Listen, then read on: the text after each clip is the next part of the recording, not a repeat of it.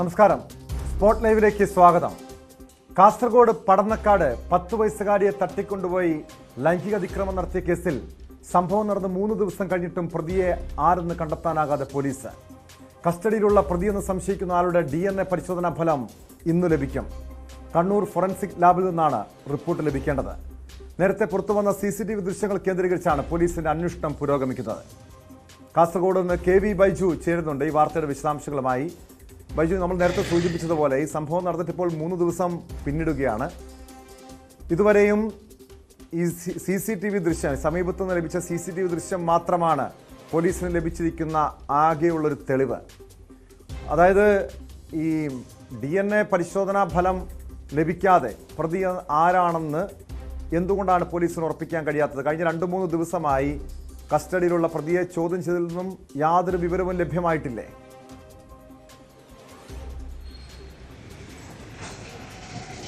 ടോമെ, തീർച്ചയായും അങ്ങനെ തന്നെ വേണം കരുതാൻ. ഈ പ്രതി ചോദ്യം ചെയ്യലുമായി സഹകരിക്കുന്നില്ല എന്നാണ് നമുക്ക് മനസ്സിലാക്കാൻ സാധിക്കുന്നത്. എന്തായാലും ഈ DNA പരിശോധനാ ഫലം വളരെ നിർണായകമാണ്. ഏതായാലും അല്പസമയം മുമ്പ് നമ്മൾ അന്വേഷണ ഉദ്യോഗസ്ഥരുമായി ബന്ധപ്പെട്ടിരുന്നു. ഏതായാലും DNA ഫലം ഇതുവരെ ലഭിച്ചിട്ടില്ല. അനൗദ്യോഗികമായി ഇവർക്ക് ഇന്ന് വൈകുന്നേരത്തിനകം ഈ DNA പരിശോധനാ ഫലം അറിയാൻ പറ്റുമെന്നാണ് പോലീസ് പറയുന്നത്. പക്ഷേ ഇപ്പോഴും ഇതിലൊരു അനിശ്ചിതത്വം ഇപ്പോഴും തുടരുന്നുണ്ട്. ഇയാൾ തന്നെയാണോ ഈ പ്രതി, ഇത്രയും നീചമായൊരു പ്രവൃത്തി നടത്തിയ പ്രതി ഇയാൾ തന്നെയാണോ എന്ന കാര്യത്തിൽ പോലീസിന് ഇപ്പോഴും ഒരു വ്യക്തതയില്ല. ഇയാൾ ഇപ്പോഴും പോലീസിന്റെ കസ്റ്റഡിയിൽ തന്നെയാണ്. ബുധനാഴ്ചയാണ് ഈ സംഭവം നടക്കുന്നത്. അതിനുശേഷം 3 ദിവസം ഇപ്പോൾ പിന്നിട്ടിട്ടും പ്രതിയെ പിടികൂടാൻ പോലീസിന് കഴിയാത്തത് ഏതായാലും വലിയ പോലീസിനെ സംബന്ധിച്ചിടത്തോളം സമ്മർദ്ദത്തിലേക്ക് കാര്യങ്ങൾ നീങ്ങുന്നുണ്ട്. ഇനി പരിശോധനാ ഫലം ഇയാൾക്ക് അനുകൂലമായി വരികയാണെങ്കിൽ പോലീസിന്റെ മുന്നിൽ ഇനി പ്രതി ആര് എന്ന ചോദ്യം ഉയരും. അത്തരത്തിൽ പോലീസിനെ സംബന്ധിച്ചുള്ള ഈ പരിശോധനാ ഫലം വന്നാൽ മാത്രമേ ഇനി തുടർ അന്വേഷണത്തിന്റെ മറ്റു കാര്യങ്ങളിലേക്ക് കടക്കാം. ഏതായാലും ടോം സൂചിപ്പിച്ചതുപോലെ തന്നെ ഈ CCTV ദൃശ്യങ്ങൾ ഇപ്പോൾ പോലീസിന് ലഭിച്ചിരിക്കുന്ന എല്ലാ CCTV ദൃശ്യങ്ങളിലും ഈ പ്രതിയുടെ മുഖം വ്യക്തമല്ല. നമ്മൾ പുറത്തുവിട്ട CCTV ദൃശ്യം നമുക്ക് മനസ്സിലാവും. മരങ്ങളും അതുപോലെ തന്നെ ഒരു ഗേറ്റും ഇത് കടന്നു വരുന്ന, അതായത് പുലർച്ചെ ഈ അതിക്രമം നടത്താൻ പ്രതി കടന്നു വരുന്ന ദൃശ്യമാണ് ഈ CCTVയിലുള്ളത്. ഇത്തരത്തിലുള്ള CCTV ദൃശ്യം മാത്രമാണ് പോലീസിന് ലഭിച്ചത്. അതുകൊണ്ട് തന്നെ CCTV ദൃശ്യങ്ങളിൽ നിന്നും പോലീസിന് കൂടുതൽ തെളിവുകൾ ശേഖരിക്കാനായില്ല. അതുകൊണ്ടാണ് ഇത്തരത്തിൽ ശാസ്ത്രീയമായ ഒരു പരിശോധനയിലൂടെ പ്രതിയെ കണ്ടെത്താൻ പോലീസ് ശ്രമിക്കുന്നത്. എന്തായാലും ഇപ്പോൾ കസ്റ്റഡിയിൽ സംശയം തോന്നി ഉള്ള ഇയാൾ 2 കേസിൽ ഇപ്പോൾ വാറണ്ട് നേരിടുന്ന ഒരാളാണ്. നേരത്തെ ബംഗളൂരുവിലേക്ക് പ്രായപൂർത്തിയാവാത്ത പെൺകുട്ടിയെ തട്ടിക്കൊണ്ടുപോയി ലൈംഗിക പീഡനത്തിന് ഇരയാക്കിയെന്ന കേസിലും ഒപ്പം മുളക് പൊടി വിതറി ഇത്തരത്തിൽ അതിക്രമം നടത്തിയ 2 കേസിലും ഇയാൾക്ക് വാറണ്ട് നിലനിൽക്കുന്നുണ്ട്. ഇയാളെ കോടതിയിൽ ഹാജരാക്കാനുള്ള ആലോചന നടക്കുന്നുണ്ട്. പക്ഷേ ഈ DNA പരിശോധനാ ഫലം വരും മുൻപ് ഇയാളെ കോടതിയിൽ ഹാജരാക്കിയാൽ ചിലപ്പോൾ ഇയാൾക്ക് ജാമ്യം കിട്ടാനുള്ള ഒരു സാധ്യതയും പോലീസ് കാണുന്നുണ്ട്. അതുകൊണ്ട് തന്നെ എത്രയും പെട്ടെന്ന് DNA പരിശോധനാ ഫലം ലഭിക്കുക, അതിനുശേഷം മറ്റ് നടപടികളിലേക്ക് കടക്കുക, ഇയാളെ കൂടുതൽ ചോദ്യം ചെയ്യുന്നതിലേക്ക് കടക്കുക. ശാസ്ത്രീയമായ തെളിവുകൾ ലഭിച്ചാൽ പോലീസിന് എളുപ്പമാകും കാര്യങ്ങൾ. എന്തായാലും അതിനുവേണ്ടി പോലീസ് ഇപ്പോൾ കാത്തിരിക്കുകയാണ്. എന്തായാലും 25-അംഗ പ്രത്യേക സംഘത്തെ അടിസ്ഥാനത്തിൽ ബൈജു സൂചിപ്പിച്ചതിലുള്ള സൂചനകൾ പരിശോധിച്ച് നോക്കുമ്പോൾ ഇയാളൊരു കൊടും ക്രിമിനലാണ്. ഇത്രയും നിരവധി ക്രിമിനൽ കേസിൽ പ്രതിയായിട്ടുള്ള ഈ പ്രതിയെന്ന് സംശയിക്കുന്ന ഈ വ്യക്തി എങ്ങനെയാണ് കാസർഗോഡ് പടന്നക്കാട് ഈ കുട്ടിയുടെ വീടിന് സമീപത്ത് എത്തിയത് എന്നത് സംബന്ധിച്ചുള്ള എന്തെങ്കിലും വിവരങ്ങൾ ഈ ചോദ്യം ചെയ്തതിൽ നിന്നും പോലീസിന് ലഭിച്ചിട്ടുണ്ടോ?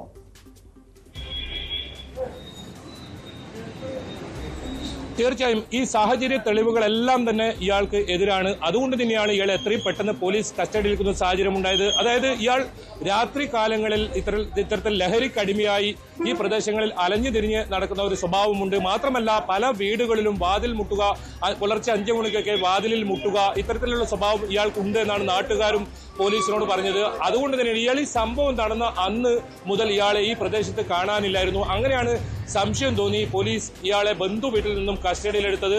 ഇയാൾ ഇപ്പോൾ ഈ സംഭവം നടന്നു എന്ന് പറയുന്ന ഈ സ്ഥലത്ത്, അതായത് പോലീസ് നായ ഒടുവിലെത്തിയ ആ സ്ഥലത്ത് ഇയാൾ പല ദിവസങ്ങളിലും അവിടെയാണ് ഇയാൾ കിടന്നുറങ്ങാറുള്ളത്. വീട്ടിൽ ഇയാൾ അധികവും പോകാറില്ല. വീട്ടിൽ ബഹളമുണ്ടാക്കാറുണ്ട്.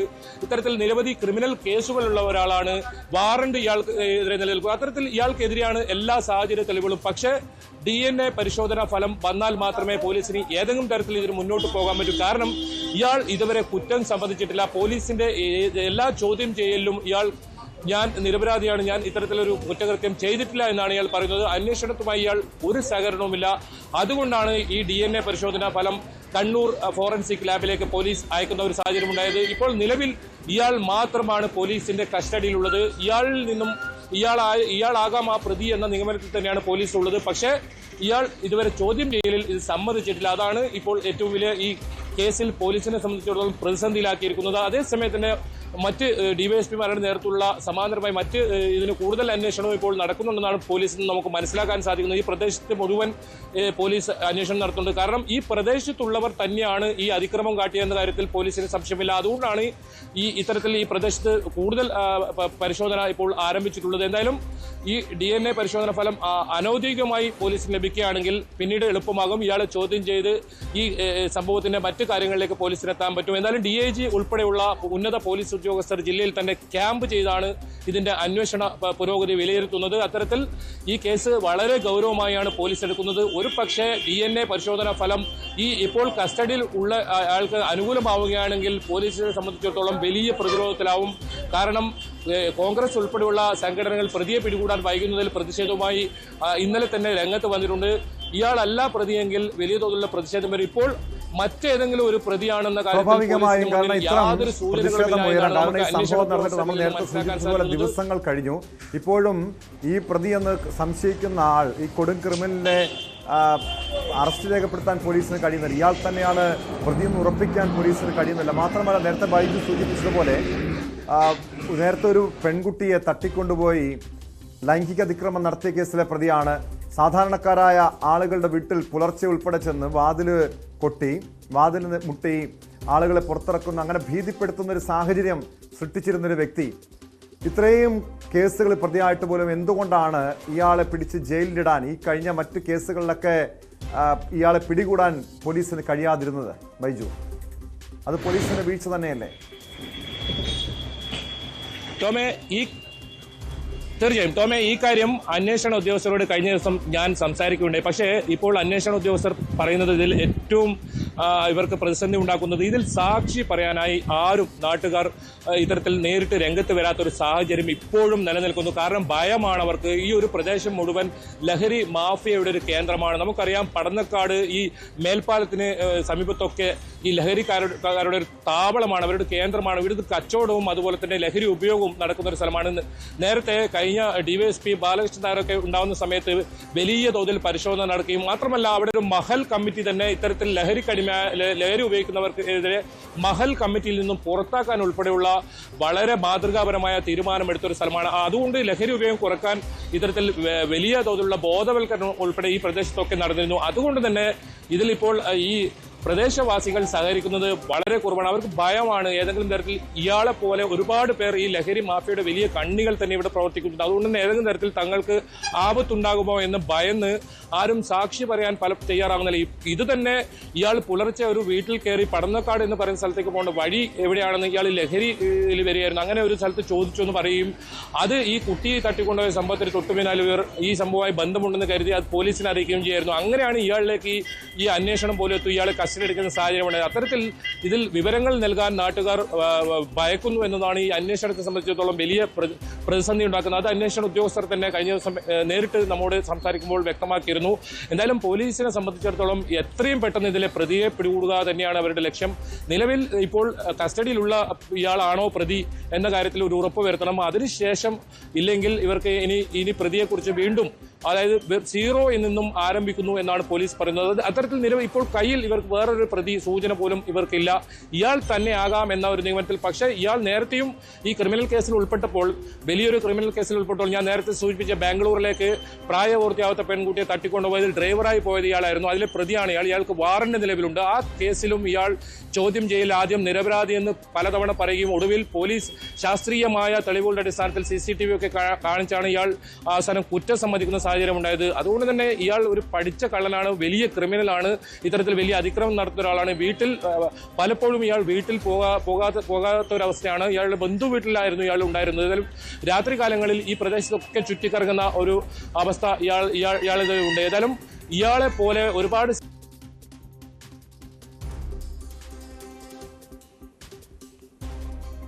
തീർച്ചയായും KV ബൈജു സൂചിപ്പിച്ചതുപോലെ ഈ ഇത്തരം ഒരു ലൈംഗിക വൈകൃതമുള്ള വ്യക്തിയാണോ, ഒരു കൊടും ക്രിമിനലാണോ നിലവിൽ പ്രതി എന്ന് സംശയിക്കുന്ന ഇയാളെന്ന് പോലീസ് പരിശോധിക്കുന്നുണ്ട്. ഇന്ന് വൈകിട്ടോടുകൂടി DNA പരിശോധനാ ഫലം പുറത്തുവരും.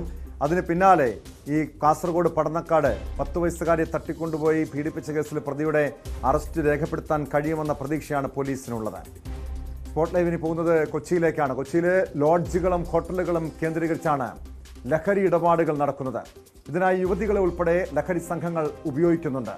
രഹസ്യവിവരത്തിന്റെ അടിസ്ഥാനത്തിൽ കൊച്ചി എളമകരക്കരയിലെ ലോഡ്ജിൽ നടത്തിയ പരിശോധനയിൽ യുവതിയടക്കം 5 പേർ പിടിയിലായി. കഞ്ചാവ്, കൊക്കൈൻ, MDMA എന്നിവയാണ് പിടിച്ചെടുത്തത്.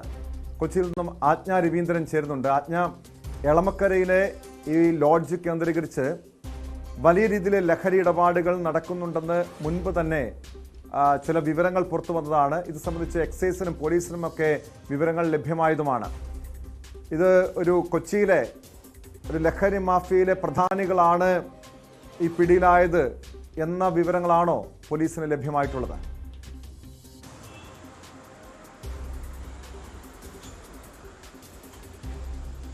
ബാംഗ്ലൂരിൽ നിന്ന് എത്തിയ ഒരു സംഘമാണ് പിടിയിലായത്. ഇതിൽ കൂടുതലും ചെറിയ കുട്ടികളാണ് എന്നുള്ളതാണ് എടുത്തു പറയാനുള്ളത്. പാലക്കാട് നിന്ന് മോഡലിങ്ങിനായും മറ്റും കൊച്ചിയിലെത്തിയ ആളുകളും ഈ കൂട്ടത്തിലുണ്ട്.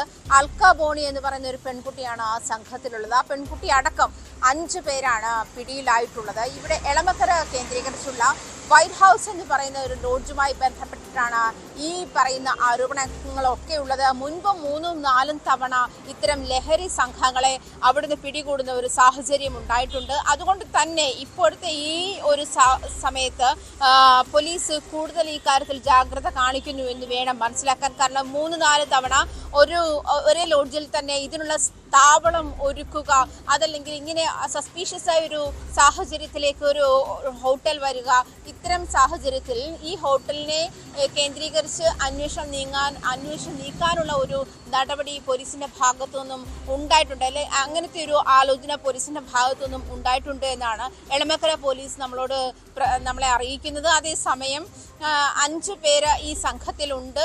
ഈ MDMA അടക്കമുള്ള മാരകമായിട്ടുള്ള മയക്കുമരുന്നുകളാണ് ഇവരുടെ കയ്യിൽ നിന്നും പിടിച്ചെടുത്തിട്ടുള്ളത് എന്നാണ് പോലീസ് നൽകുന്നത്. ടോം,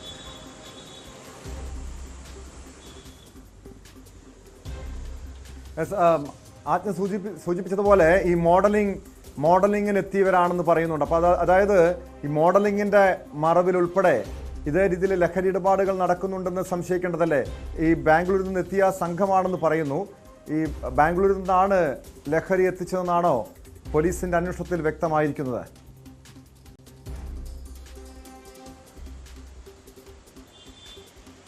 അതെട്ടോ, ബാംഗ്ലൂരിൽ നിന്നാണ് ലഹരി എത്തിച്ചത് എന്നാണ്. ഈ പിടിക്കപ്പെട്ട ആളുകളെല്ലാം മലയാളികൾ തന്നെയാണ്. പാലക്കാടും മലബാറും കേന്ദ്രീകരിച്ചിട്ടുള്ള ആളുകളെയാണ് കൂടുതലും പിടികൂടിയിട്ടുള്ളത് എന്നാണ് വ്യക്തമായിട്ടുള്ളത്. അതേസമയം ഈ ഹോട്ടലിന്റെ അതോറിറ്റി, അതിന്റെ ഉടമസ്ഥർ മലബാർ കേന്ദ്രീകരിച്ചിട്ടുള്ള ആളുകളാണെന്നാണ് മനസ്സിലാക്കാൻ കഴിയുന്നത്. അതുകൊണ്ട് തന്നെ അവരിലേക്കും അല്ലെങ്കിൽ അവരിവിടെ വന്നിട്ട് ഹോട്ടൽ നടത്തുന്ന ഒരു സാഹചര്യത്തിലേക്കുമുള്ള അന്വേഷണം കൂടി നീങ്ങാനുള്ള സാഹചര്യമുണ്ട് എന്നാണ് മനസ്സിലാക്കാൻ കഴിയുന്നത്. മാത്രമല്ല, നമ്മൾ കഴിഞ്ഞ കുറേ ദിവസങ്ങളായി ഗുണ്ടാ സംഘങ്ങളുടെയും ലഹരി മാഫിയകളുടെയും തുടർച്ചയായിട്ടുള്ള ഈ കൊച്ചി നഗരത്തിലെ ഇടപെടലുകളെ പറ്റിയുള്ള തുടർച്ചയായി നമ്മൾ വാർത്ത ചെയ്യുന്നുണ്ട്. ഇത് ലഹരി സംഘത്തെ അടിച്ചമർത്താൻ അല്ലെങ്കിൽ അതിനെതിരെ പോലീസ് സ്വീകരിക്കുന്ന നടപടികൾ എന്തൊക്കെയാണ്, എത്രത്തോളം ജാഗ്രത പോലീസ് കാണിക്കുന്നുണ്ട്, ഈ കാര്യങ്ങളൊക്കെ നമ്മൾ തന്നെ ചോദിച്ചതുമാണ്. മാത്രമല്ല, കഴിഞ്ഞ ദിവസം ഫോർട്ട് കൊച്ചിയിൽ ഉണ്ടായ കൊലപാതകം, ബിനോയ് സ്റ്റാൻലി എന്ന് പറയുന്ന ആളെ 20ഓളം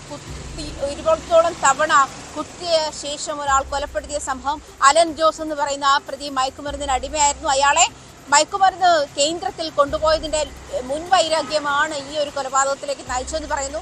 ആ ഭാഗത്തെത്തിയപ്പോൾ തന്നെ അവിടുത്തെ നാട്ടുകാർക്കും ആശങ്കയോടെ സൂചിപ്പിക്കാനുള്ള ഒരു കാര്യം, ഇവിടുത്തെ ചെറുസംഘങ്ങൾ ഇപ്പോൾ നടമാടുന്ന പല അക്രമ കേസുകളും കൊലപാതക കേസുകളും പരിശോധിച്ചാൽ അതിന് പിന്നില് ലഹരിയുണ്ട്, ലഹരി മാഫിയാണ് എന്ന കൃത്യമായ വിവരങ്ങൾ പോലീസിനടക്കം ലഭ്യമായിരുന്നു. നേരത്തെ ആജ്ഞ സൂചിപ്പിച്ചതുപോലെ കഴിഞ്ഞ ദിവസം ഫോർട്ട് കൊച്ചിയിലെ കൊലപാതകം ഉൾപ്പെടെ പരിശോധിച്ചാൽ മനസ്സിലാകും. പക്ഷേ ഈ പിടിയിലായ ഈ യുവാക്കളെ അവർ പോലീസ് സ്റ്റേഷനിൽ പിടിയിലായി പോലീസ് സ്റ്റേഷനിൽ എത്തിച്ചപ്പോൾ യാതൊരു കൂസലമില്ല.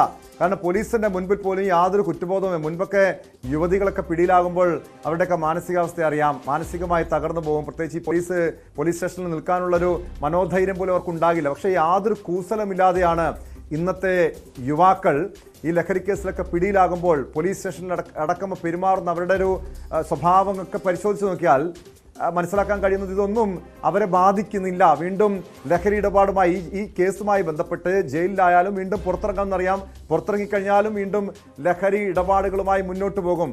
അതുതന്നെയല്ലേ ഇവരുടെയൊക്കെ ഒരു ശരീരഭാഷയിൽ നിന്ന് മനസ്സിലാക്കേണ്ടത് ആജ്ഞ?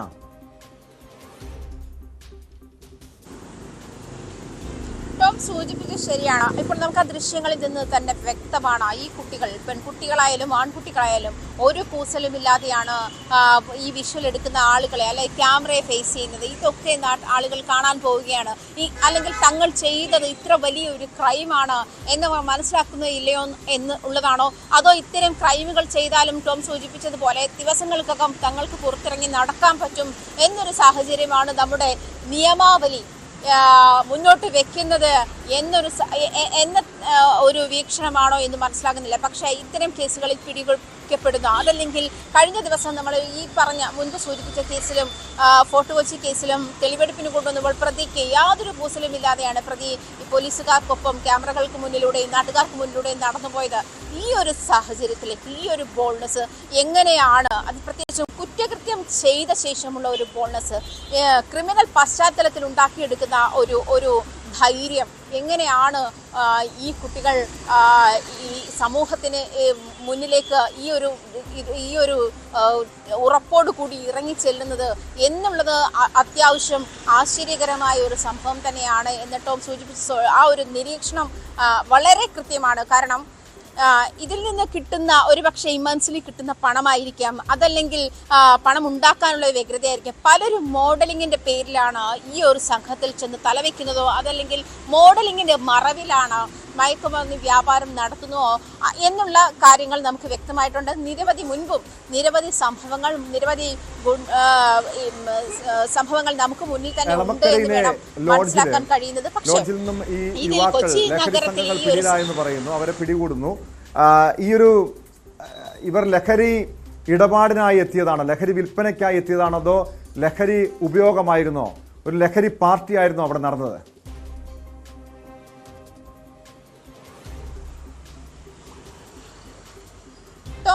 ലഹരി കൈവശം വെച്ചതിനാണ് ഇവരെ പിടികൂടിയതെന്നാണ് മനസ്സിലാക്കാൻ കഴിയുന്നത്. ഇവരെ പിടികൂടിയപ്പോൾ അല്ലെങ്കിൽ ഇവരെ പരിശോധിച്ചപ്പോൾ ഇവരുടെ പക്കൽ നിന്നും ലഹരി കണ്ടെടുക്കുകയുണ്ടായി. ഇവരെല്ലാവരും ലഹരി ഉപയോഗിക്കുകയും ചെയ്തിരുന്ന ഒരു സാഹചര്യത്തിലായിരുന്നു എന്നാണ് മനസ്സിലാക്കാൻ കഴിയുന്നത്. എന്നിരുന്നാലും ടോം സൂചിപ്പിച്ചതുപോലെ ഈ ലോഡ്ജുമായി ബന്ധപ്പെട്ട് ഇത്തരം ആക്ടിവിറ്റീസ് നിരന്തരം നടക്കുന്നുണ്ട് എന്ന കാര്യം വ്യക്തമാണ്. അത് പോലീസ് തന്നെ സാക്ഷ്യപ്പെടുത്തി കഴിഞ്ഞു. 3-4 തവണ മുൻപും ഇത്തരം ഒരു സാഹചര്യത്തിൽ ഈ ലോഡ്ജിലേക്ക് റെയ്ഡുമായി ബന്ധപ്പെട്ട പോലീസിന് ചെല്ലേണ്ടുന്ന ഒരു സാഹചര്യം ഉണ്ടായിരുന്നു.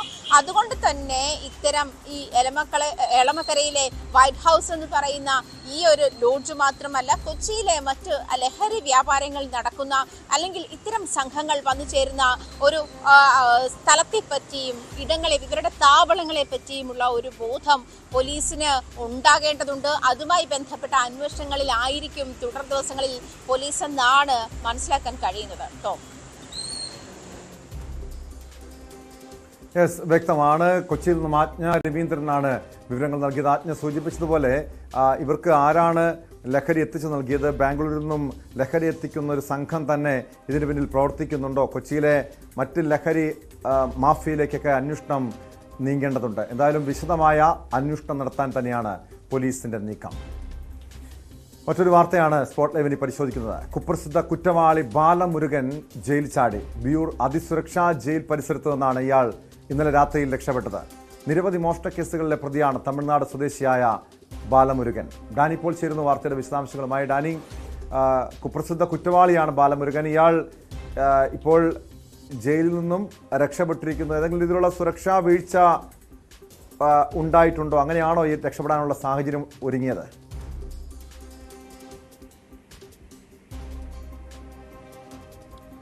ടോം, സുരക്ഷാ വീഴ്ചയില്ലാതെ ഇയാൾക്ക് ഇതിൽ നിന്ന് രക്ഷപ്പെടാൻ കഴിയില്ല.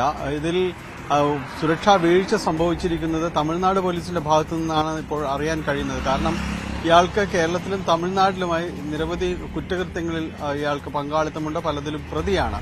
ഇയാൾ കേരള പോലീസിന്റെ കസ്റ്റഡിയിലേക്ക് എത്തുമ്പോൾ ഇതിൽ തമിഴ്നാട് പോലീസിന്റെ നേതൃത്വത്തിൽ അന്വേഷണം നടക്കുന്ന വിചാരണയിരിക്കുന്ന ഒരു കേസിന്റെ വിചാരണ നടപടികൾക്ക് വേണ്ടി തമിഴ്നാട്ടിലെ സ്ഥലം പെരിയയിലേക്ക് കൊണ്ടുപോകുന്നതിന് വേണ്ടിയാണ് ഇയാൾ തമിഴ്നാട് പോലീസ് ഇയാളെ കസ്റ്റഡിയിൽ വാങ്ങുന്നതെന്നാണ് മനസ്സിലാക്കാൻ സാധിക്കുന്നത്. അവിടുത്തെ നടപടികൾക്ക് ശേഷം തിരിച്ച് എത്തിക്കുമ്പോൾ വിയൂർ ജയിലിന്റെ പരിസരത്ത് നിന്ന് അയാൾ ആ ഒരു പ്രോസസ്സിലേക്ക് മാറുമ്പോൾ അവിടേക്ക് തിരിച്ചേൽപ്പിക്കാനുള്ള നടപടികളിലേക്കായി അവിടേക്ക് തിരിച്ചെത്തുന്ന സമയത്താണ് ഇവരുടെ കണ്ണു വെട്ടിച്ചുകൊണ്ട് ഇയാൾ രക്ഷപ്പെട്ടതെന്നാണ് ഒടുവിൽ അറിയാനായിട്ട് സാധിക്കുന്നത്. ഇയാൾക്ക് വേണ്ടിയുള്ള തിരച്ചിൽ ഊർജിതമാക്കിയിട്ടുണ്ട്. പക്ഷേ ഇയാളുടെ ഒരു സാഹചര്യം, അയാൾ തമിഴ്നാട്, കേരള തുടങ്ങിയ സംസ്ഥാനങ്ങളിലെല്ലാം തന്നെ സഞ്ചരിച്ച കുറ്റകൃത്യങ്ങളിൽ ഏർപ്പെടുകയും മോഷണവും അതോടൊപ്പം തന്നെ വലിയ കുറ്റകൃത്യങ്ങളിലൊക്കെ ഏർപ്പെടുന്ന ഒരു പ്രതിയാണ്. അതുകൊണ്ട് ഇയാൾക്ക് ഈ ഒരു സംസ്ഥാനങ്ങളും അത് കാര്യങ്ങളും എല്ലാം തന്നെ വളരെ പരിചിതമായ കാര്യങ്ങളാണ് വഴികൾ. അതുകൊണ്ട് ഇയാളെ പിടികൂടുക ദുഷ്കരമായ ഒരു കാര്യം തന്നെയാണെന്നാണ് പോലീസ് പറയുന്നത്. വലിയ രീതിയിലുള്ള ഒരു അന്വേഷണത്തിലേക്ക് പോലീസ് നീങ്ങിയിട്ടുണ്ട്. അപകടകരമായ സാഹചര്യമല്ലേ ഒരു ഡാനി? കാരണം ഈ ബാലമുരുകനെ പോലുള്ള ഒരു കൊടും ക്രിമിനൽ, നിരവധി മോഷണ കേസിലടക്കം പ്രതിയായിട്ടുള്ള വ്യക്തി ജയിൽ ചാടിയിരിക്കുന്നു. ഇയാളെ പിടികൂടാൻ കഴിഞ്ഞില്ലെങ്കിൽ ഒരുപക്ഷെ വരും ദിവസങ്ങളിൽ നമ്മൾ ഇവിടുത്തെ സാധാരണ ജനങ്ങളുടെ ഒരു ഉറക്കം നഷ്ടപ്പെടുന്ന സാഹചര്യം പോലുമില്ലേ? കാരണം ഇങ്ങനെ ജയിൽ ചാടി പുറത്തിറങ്ങി പിന്നെ വീണ്ടും അക്രമ സ്വഭാവത്തിലേക്ക് മാറുന്നു, അല്ലെങ്കിൽ വീണ്ടും മോഷണ പ്രവർത്തനങ്ങളിൽ ഏർപ്പെടുന്നു. അത്തരമൊരു സാഹചര്യങ്ങളൊക്കെ പോലീസ് പരിശോധിക്കുന്നുണ്ടാകാം. അതുകൊണ്ട് തന്നെ ഏതൊക്കെ മേഖലകൾ കേന്ദ്രീകരിച്ചാണ് ഈ ബാലമുരുകന് വേണ്ടിയുള്ള അന്വേഷണം പോലീസിന്റെ ഭാഗത്തുനിന്ന് നീങ്ങുന്നത്?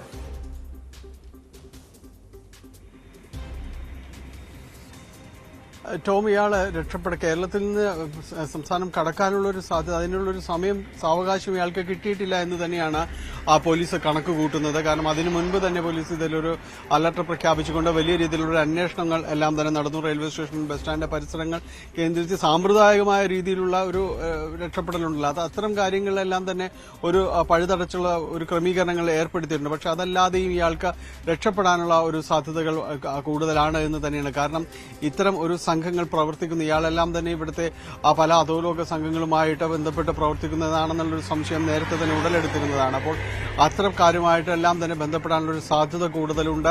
അതുവഴി രക്ഷാമാർഗം ഒരുക്കി പുറത്തേക്ക് പോകാനുള്ളൊരു സാധ്യതയുണ്ട്, സംസ്ഥാനം വിടാനുള്ളൊരു സാധ്യത അതുവഴിയുണ്ട്. അത്തരം കാര്യങ്ങളെല്ലാം തന്നെ പോലീസ് പരിശോധിച്ചു വരികയാണ്. ക്രിമിനൽ സംഘങ്ങളുമായും മറ്റ് സംഘങ്ങളുമായെല്ലാം തന്നെ ഇയാൾക്ക് ബന്ധമുണ്ട്. അപ്പോൾ പലരും തന്നെ ഒരു നിരീക്ഷണത്തിലേക്കടക്കം പോകുന്നുണ്ട്. ഇയാൾക്ക് വേണ്ടിയുള്ള ഒരു തെരച്ചിൽ ഊർജിതമാക്കുന്നതിനൊപ്പം തന്നെ ഇയാൾ ബന്ധപ്പെടാൻ സാധ്യതയുള്ളവർ, ഇയാളുടെ ഒരു ക്രിമിനൽ പശ്ചാത്തലമെല്ലാം വെച്ചുകൊണ്ട് ഇയാൾ ബന്ധപ്പെടാൻ സാധ്യതയുള്ള മറ്റ് സംഘങ്ങളുമായെല്ലാം പോലീസ് നിരന്തരമായിട്ട് നിരീക്ഷണം ഏർപ്പെടുത്തുന്നുണ്ട്. വൈകാതെ ഇയാൾ പിടിയിലാകുമെന്ന് തന്നെയാണ് പോലീസ് വിശ്വസിക്കുകയും ചെയ്യുന്നത്. ആ രീതിയിലുള്ള ഒരു നിരീക്ഷണത്തിലേക്കെല്ലാം തന്നെ പോകുന്നുണ്ട്. ഇപ്പോൾ സംസ്ഥാനത്ത് തന്നെയും ഈ ഗുണ്ട ആക്രമണം സംഭവങ്ങളെല്ലാം തന്നെ പതിവാകുന്ന ഒരു സാഹചര്യത്തിലാണ് ഇങ്ങനെയൊരു തലവേദന കൂടി പോലീസിന് വരുന്നതെന്നതും ഓർക്കേണ്ടതുണ്ട്.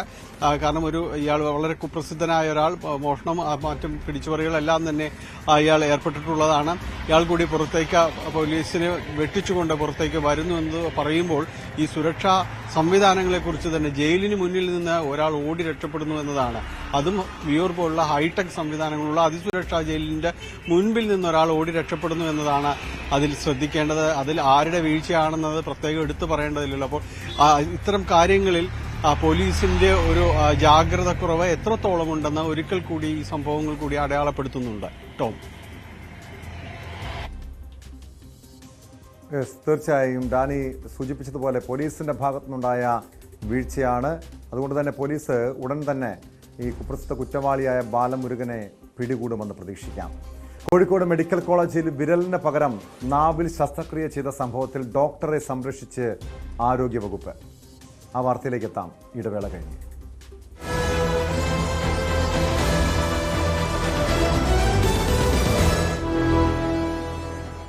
ഉയർന്ന നിലവാരമുള്ള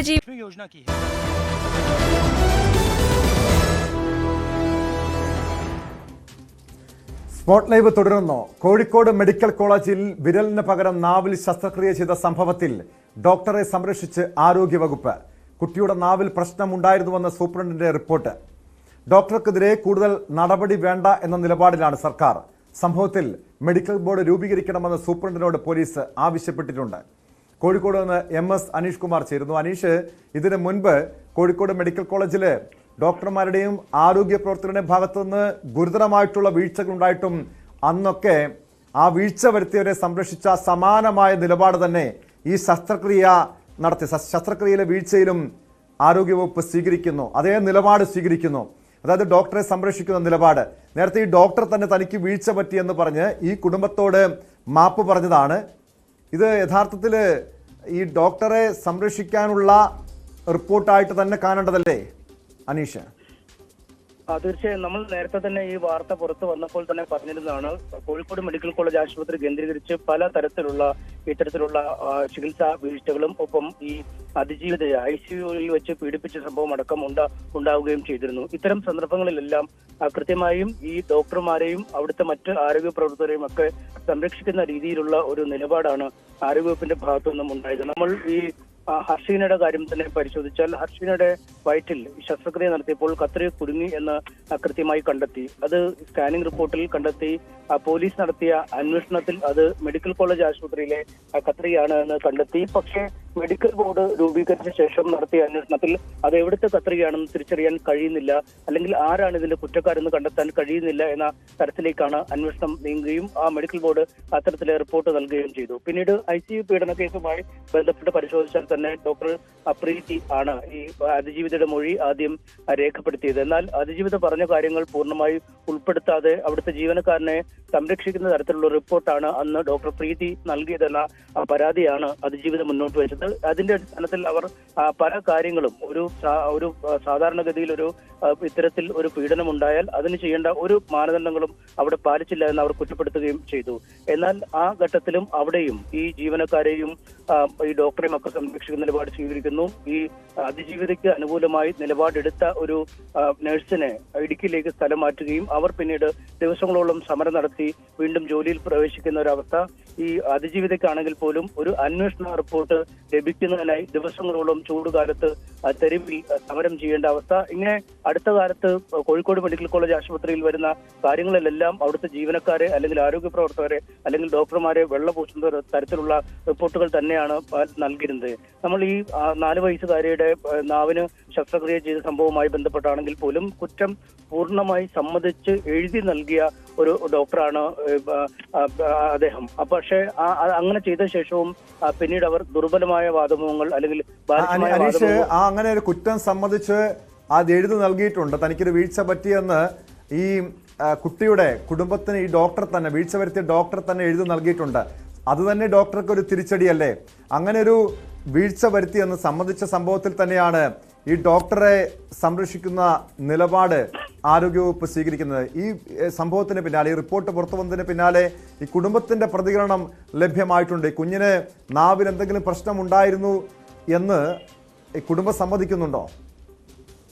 കുഞ്ഞിന്റെ കുടുംബം ഒരു തരത്തിലും സമ്മതിക്കുന്നില്ല. കാരണം കുട്ടിക്ക് അങ്ങനെ ഒരു പ്രശ്നം ഉണ്ടായിരുന്നില്ല എന്ന് തന്നെയാണ് അവർ തീർത്ത് പറയുന്നത്. കാരണം അങ്ങനെ ഒരു പ്രശ്നം ഉണ്ടെങ്കിൽ അത് ഏറ്റവും അധികം മനസ്സിലാക്കേണ്ടത് അമ്മയ്ക്കോ അടുത്ത ബന്ധുക്കൾക്കൊക്കെയാണ്, അയൽവാസികൾക്കൊക്കെ എല്ലാവർക്കും. പക്ഷേ ഈ കുട്ടിക്ക് സംസാരത്തിൽ യാതൊരു കുഴപ്പമില്ല. വളരെ സുഗമമായി സംസാരിക്കുന്ന, ഏറെ സംസാരിക്കുന്ന ഒരു കുട്ടിയാണ് ഈ കുട്ടി എന്ന് തന്നെയാണ് ബന്ധുക്കൾ അല്ലെങ്കിൽ അച്ഛനും അമ്മയൊക്കെ പറയുന്നത്. അതുകൊണ്ട് ഈ ആരോഗ്യ പ്രവർത്തകരുടെ വാദം അല്ലെങ്കിൽ ഡോക്ടറുടെ വാദം പൂർണ്ണമായി ഇവർ ഉൾക്കൊള്ളാൻ തയ്യാറല്ല. കാരണം ആദ്യഘട്ടത്തിൽ ഇത്തരം ഒരു ശസ്ത്രക്രിയ നടന്നു എന്നറിഞ്ഞ് ഇവർ നഴ്സിനോട് ചോദിക്കുന്നു, നഴ്സ് ഡോക്ടറുടെ അടുത്തെത്തിക്കുന്നു. അപ്പോഴാണ് കയ്യിലെ ശസ്ത്രക്രിയ നടത്തിയിട്ടില്ല. കുട്ടിയുടെ കയ്യിൽ 6 വിരലുകളുണ്ട്. അതിൽ ഒരു വിരൽ കുട്ടിയുടെ ജീവിതത്തിന് അങ്ങേയറ്റം ബുദ്ധിമുട്ടായി മാറുന്ന ഒരു സാഹചര്യത്തിലാണ് ആ വിരൽ നീക്കം ചെയ്യുന്നതിനുള്ള ശസ്ത്രക്രിയ നടത്തുന്നതിനായി കോഴിക്കോട് മെഡിക്കൽ കോളേജ് ആശുപത്രിയിൽ എത്തുന്നത്. അപ്പോഴാണ് ഈ നാവിനടിയിൽ ഉള്ള ഈ കെട്ട് മാറ്റുന്ന ശസ്ത്രക്രിയ നടത്തിവിടുകയും ചെയ്തു. ഇത് ചോദിച്ചപ്പോൾ തന്നെ ഡോക്ടർ സമ്മതിച്ചു. ആദ്യഘട്ടത്തിൽ ഇങ്ങനൊരു ശസ്ത്രക്രിയയല്ല, തനിക്ക് വീഴ്ച പറ്റിയതാണ് എന്ന് പറഞ്ഞ് എഴുതി കൊടുക്കുകയും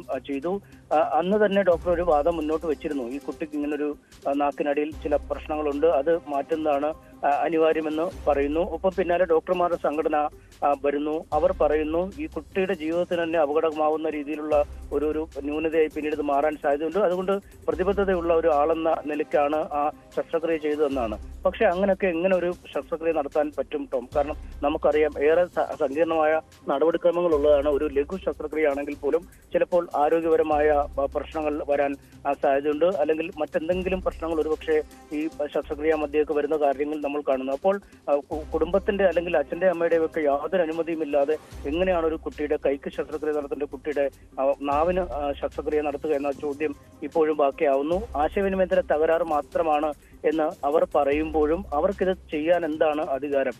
ഏത് നിയമത്തിന്റെ പിൻബലത്തിലാണ് അവർ ഒരു അസുഖമായി വന്ന രോഗിയെ മറ്റൊരു തരത്തിൽ ശസ്ത്രക്രിയ നടത്തുന്നെന്ന ചോദ്യം പ്രസക്തമാവുകയാണ്. എന്തായാലും പോലീസിൽ ഈ കുടുംബം പരാതി നൽകിയിട്ടുണ്ട്. കുടുംബത്തിന്റെ അമ്മയുടെയും അച്ഛന്റെയും അടക്കം ബന്ധുക്കളുടെയും ഒക്കെ മൊഴികൾ ഈ വിഷയത്തിൽ രേഖപ്പെടുത്തി കഴിഞ്ഞിരിക്കുന്നു. ഇനി ഒരു മെഡിക്കൽ ബോർഡ് രൂപീകരിച്ച് പക്ഷേ ഈ പോലീസിൽ നിന്നും നീതി കിട്ടുമെന്ന് പ്രതീക്ഷിക്കാമോ അനീഷ്? നമുക്കറിയാം ഇതിനു മുൻപ് അനീഷ് സൂചിപ്പിച്ചിട്ടുള്ള ഹർഷീനയുടെ കേസും അതുപോലെ തന്നെ ICU പീഡന കേസൊക്കെ എടുത്തു നോക്കിയാലും ഇപ്പോഴും പോലീസിൽ നിന്നും ആരോഗ്യവകുപ്പിൽ നിന്നും നീതി കിട്ടാതെ അവർ നീതിക്ക് വേണ്ടി നിയമ പോരാട്ടം നടത്തുന്ന സാഹചര്യമാണുള്ളത്. എന്തായാലും ഇന്നലെ ഈ വിഷയത്തിൽ സമരം ചെയ്ത യൂത്ത് കോൺഗ്രസ്സുകാരെ യാതൊരു പ്രകോപനവും കൂടാതെ അറസ്റ്റ് ചെയ്തുകൊണ്ട് പോകുന്ന സാഹചര്യമുണ്ടായി. ഈ വിഷയത്തിൽ പ്രത്യേകിച്ച് ഈ ഡോക്ടറെ സംരക്ഷിക്കുന്ന ഈ റിപ്പോർട്ട് ഉൾപ്പെടെ പുറത്തു വന്ന പശ്ചാത്തലത്തിൽ യുവജന സംഘടനകളുടെ ഭാഗത്തു നിന്നും ഒരു പ്രതിഷേധവും സമരവും ഒക്കെ വരും ദിവസങ്ങളിൽ പ്രതീക്ഷിക്കാമോ? തീർച്ചയായും പ്രതീക്ഷിക്കാം. കാരണം കുടുംബവും ഈ കാര്യത്തിൽ അസംതൃപ്തരാണ്. കാരണം അവർ മാപ്പ് എഴുതി തന്ന് പൂർണ്ണമായും അവരുടെ ഭാഗത്തു നിന്നും പിശകുണ്ട് എന്ന് മനസ്സിലായി. ഒരു ഘട്ടത്തിൽ പോലീസ് കേസ് പോലും നൽകേണ്ടതില്ല എന്ന ഒരു തീരുമാനത്തിലേക്ക് എത്തിയ കുടുംബമാണ്. അവർ വീണ്ടും ഇത്തരത്തിൽ ദുർബലമായ വാദമുഖങ്ങൾ മുന്നോട്ട് വെച്ച് ഇത്തരത്തിലൊരു ന്യൂനത കുട്ടിക്കുണ്ടായിരുന്നു, അത് പരിഹരിക്കുകയാണ് ചെയ്തത്. അതുകൊണ്ട് കൂടുതൽ കർശനമായ നടപടികളൊന്നും ഈ ഡോക്ടർക്ക് മേൽ വേണ്ട എന്നൊക്കെ ഒരു നിലപാടിലേക്ക് സർക്കാർ എത്തിയാൽ, അല്ലെങ്കിൽ ആരോഗ്യവകുപ്പ് എത്തിയാൽ അത് വലിയ പ്രശ്നങ്ങളിലേക്കാവും ആ കാര്യങ്ങൾ നീങ്ങുക. ശക്തമായ ഒരു പ്രക്ഷോഭം അല്ലെങ്കിൽ പ്രതിഷേധം, നിയമ നടപടികളൊക്കെ കുടുംബത്തിന്റെ ഭാഗത്തുനിന്നും ഉണ്ടാവും എന്ന കാര്യത്തിൽ യാതൊരു സംശയവുമില്ല. നിലവിൽ ഈ സസ്പെൻഷനിലാണ് ഈ ശസ്ത്രക്രിയ നടത്തിയ ഡോക്ടർ. അദ്ദേഹത്തിനെതിരായ വകുപ്പ് തല അന്വേഷണം നടക്കുമെന്നാണ് സൂപ്രണ്ട് അറിയിച്ചത്. പ്രിൻസിപ്പളാണ് വിഷയത്തിൽ അന്വേഷണം നടത്തിക്കൊണ്ടിരിക്കുന്നത്. ആരോഗ്യവകുപ്പ് മന്ത്രിയും ഈ വിഷയത്തെക്കുറിച്ച് വിശദമായ അന്വേഷണം നടത്തണമെന്ന് ബാലാവകാശ കമ്മീഷൻ അടക്കമുള്ളവരും ഈ കാര്യത്തിൽ ഇടപെടുകയും ചെയ്തിരുന്നു. എന്തായാലും പല ചികിത്സ ലഭിക്കാതെ വരിക, അല്ലെങ്കിൽ ചികിത്സയിൽ അലംഭാവം ഉണ്ടാവുക തുടങ്ങിയ കേസുകളുമായി ബന്ധപ്പെട്ട അവസാന വാക്കായി മാറുന്നത് മെഡിക്കൽ ബോർഡ് ആവും. എന്നുവെച്ചാൽ മെഡിക്കൽ ബോർഡ് എന്താണ് ഇതിൽ തീരുമാനമെടുക്കുക, അല്ലെങ്കിൽ കുട്ടിക്ക് ഇത്തരത്തിലുള്ള ന്യൂനത ഉണ്ടായിരുന്നോ, കുട്ടിയുടെ ഈ തകരാർ പരിഹരിക്കപ്പെടുകയാണോ ചെയ്തത്, അല്ലെങ്കിൽ കുട്ടിക്ക് ഇങ്ങനൊരു ശസ്ത്രക്രിയ നടത്തുന്നത് വഴി എന്തെങ്കിലും ഗുരുതരമായ ആരോഗ്യ പ്രശ്നങ്ങൾ ഉണ്ടോ, അല്ലെങ്കിൽ ഭാവിയിൽ ഉണ്ടാകാൻ ഇടയുണ്ടോ, ഒപ്പം ഈ കുടുംബത്തിന്റെയൊക്കെ അനുമതി നേടി ചെയ്യേണ്ട ഒരു വലിയ ശസ്ത്രക്രിയ, അല്ലെങ്കിൽ അത്തരം അനുമതി അനിവാര്യമായ ഒരു ശസ്ത്രക്രിയയാണോ എന്നടക്കമുള്ള ഇത്തരം കാര്യങ്ങളെ കുറിച്ചൊക്കെ തീരുമാനമെടുക്കാൻ കഴിയുക മെഡിക്കൽ ബോർഡിനാണ്. എന്തായാലും കോഴിക്കോട് മെഡിക്കൽ കോളേജിലാണ് ഇത്തരം ഒരു സംഭവം നടന്നത് എന്തുകൊണ്ട് തന്നെ മറ്റ് ഇടങ്ങളിൽ നിന്നുള്ള ഡോക്ടർമാരെ കൊണ്ടുവന്നാവും ഒരുപക്ഷെ മെഡിക്കൽ ബോർഡ് രൂപീകരിക്കാനുള്ള ഒരു ആലോചന നടക്കുന്നത്. എന്തായാലും ഇതാണ് ഏറ്റവും നിർണായകമായ കാര്യം. ഇതിനുശേഷമാവും ഡോക്ടറുടെ മൊഴിയെടുക്കുകയും അല്ലെങ്കിൽ അറസ്റ്റ് ചെയ്യേണ്ടെങ്കിൽ അറസ്റ്റ് ചെയ്യുക തുടങ്ങിയ നടപടികളിലൊക്കെ പോലീസ് നീങ്ങാൻ സാധ്യത. ടോം, വ്യക്തമാണ്. കോഴിക്കോട് MS അനീഷ് കുമാറാണ് ഈ വിവരങ്ങൾ നൽകിയത്. അനീഷ് സൂചിപ്പിച്ചതുപോലെ ഈ ഡോക്ടർമാരുടെ തന്നെ ഈ ആരോഗ്യവകുപ്പിനോടും ഡോക്ടർമാരോടുമുള്ള വിശ്വാസ്യത നഷ്ടപ്പെടുന്ന സംഭവങ്ങളാണ് ഇപ്പോൾ ഉണ്ടായിക്കൊണ്ടിരിക്കുന്നത്. കോഴിക്കോട് മെഡിക്കൽ കോളേജ് തുടർച്ചയായി ചികിത്സാ പിഴവുകൾ ഉണ്ടാകുന്നു, ഗുരുതരമായ കുറ്റകൃത്യങ്ങൾ, വീഴ്ചകൾ സംഭവിക്കുന്നു. അവിടെയും ഇവരെ സംരക്ഷിക്കാൻ സർക്കാരുള്ള സാഹചര്യം തന്നെയാണ് ഡോക്ടർമാരെ വീണ്ടും ഇത്തരത്തിലുള്ള വീഴ്ചകൾ ആവർത്തിക്കാനുള്ള സാഹചര്യം ഒരുക്കുന്നത്. സംസ്ഥാനത്ത് ഗുണ്ടകളെ അമർച്ച ചെയ്യുന്നതിൽ പോലീസിന് ഗുരുതര വീഴ്ചയെന്ന് സംസ്ഥാന പോലീസ് മേധാവി. DGP വിളിച്ച ഉന്നത ഉദ്യോഗസ്ഥരുടെ യോഗത്തിലാണ് വിമർശനം. കോഴിക്കോട്, കൊച്ചി, തിരുവനന്തപുരം സിറ്റി പോലീസ് കമ്മീഷണർമാർക്കും കോഴിക്കോട് റൂറൽ SPക്കുമാണ് DGPയുടെ വിമർശനമുണ്ടായത്. BV വിനോദ് ചേരുന്നുണ്ട് വാർത്തയുടെ വിശദാംശങ്ങളുമായി. വിനോദ്, നമ്മൾ കഴിഞ്ഞ ദിവസം റിപ്പോർട്ട് ചെയ്തതാണ് പോലീസിൻ്റെ ഓപ്പറേഷൻ ആഗ് ഡി ഹണ്ട്, അതായത് ഈ ഗുണ്ടകളെയും ലഹരി സംഘങ്ങളെയൊക്കെ അമർച്ച ചെയ്യുന്നതിന് വേണ്ടിയുള്ള നടപടികൾ ഊർജിതമാക്കി. പ്രത്യേകിച്ചും തിരുവനന്തപുരം ജില്ലയിലടക്കം 300-ലധികം ഗുണ്ടകളെ പിടികൂടാൻ കഴിഞ്ഞു. കരുതൽ അറസ്റ്റുണ്ടായി. ഇങ്ങനെയൊക്കെ സംഭവിച്ചപ്പോഴും പോലീസിൻ്റെ ഭാഗത്ത് ഏതെങ്കിലും വീഴ്ച ഉണ്ടായി എന്നാണോ ഈ ഉന്നത ഉദ്യോഗസ്ഥരുടെ യോഗത്തിൽ DGP വിമർശനം ഉന്നയിച്ചിരിക്കുന്നത്?